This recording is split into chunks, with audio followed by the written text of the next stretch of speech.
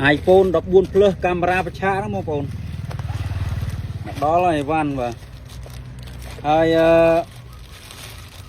ជាប់ iCloud ហើយបងប្អូននេះជាប់ iCloud ហើយពេលទិញគាត់ទិញពីបងសាហាទៅគឺអត់ជាប់ទេ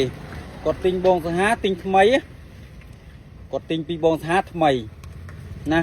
ថ្មីជ្រើងតែឥឡូវគាត់ប្រើវាមិនឥឡូវជាប់ iCloud ហើយ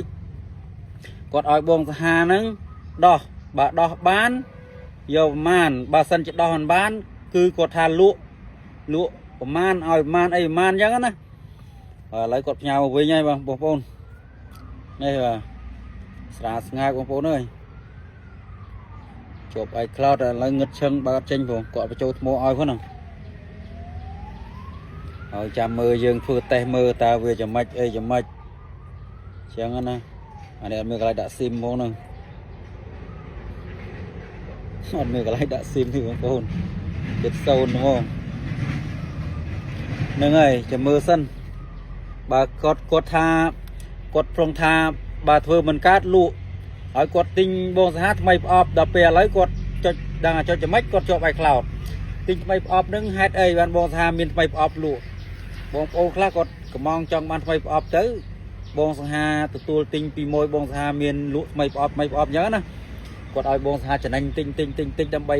រកម៉ួយឲ្យអញ្ចឹងទៅដល់ពេលឥឡូវអានេះអត់ចេញទេបងប្អូនហើយនៅមានទៀតបងប្អូននេះបាទបើចង់បានសាច់ស្អាតកុំភ្លេចទិញស្ករគ្រាប់បងសង្ហាបាទ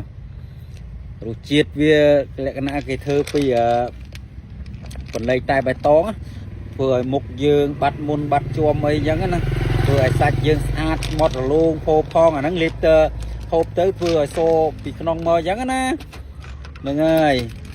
អាហ្នឹងរសជាតិវាឆ្ងាញ់បងប្អូនអែមបាទលុយកប់ប្រហែលនិយាយទៅបងសាទិញសាប់បើត្រូវធ្វើមិនកាត់បងសាទិញហ្មងហើយមានលទ្ធផលលក់របស់ដែល brand ដែលល្អអញ្ចឹងណាហើយចុះបងសាហាមិនស៊ីខ្លួនឯងដើម្បីឲ្យសូស្គូទៅបងសាហាវាជិះម៉ូតូត្រូវពលឺថ្ងៃប្រហែលជាមិនអាចទៅរួចទេមើលទៅហ្នឹងហើយវីដេអូហ្នឹងមានតែប៉ុណ្្នឹងឯងបងប្អូន